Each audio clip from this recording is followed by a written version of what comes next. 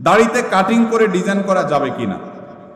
দাড়িতে কাটিং করে ডিজাইন করা বলতে যদি বুঝান ও যে ফ্রেঞ্চ কাট এটা সেটা, তাহলে এটা দাড়ির সাথে একটা তামাশা এবং মশকরা করা।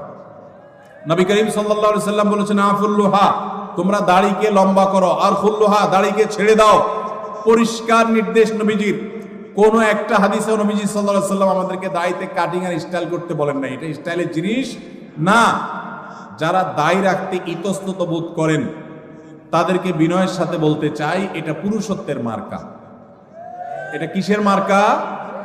আল্লাহ নারীর শরীরে যা যা দিয়েছেন, নখ আপনারটা বাড়ে, মহিলাদেরটাও বাড়ে। আপনার মাথার চুল আছে, তাদেরও আছে। আপনার শরীরের অঙ্গ প্রত্যঙ্গে যেখানে যেখানে যা যা আছে, লোম অবাঞ্ছিত সব তারও আছে।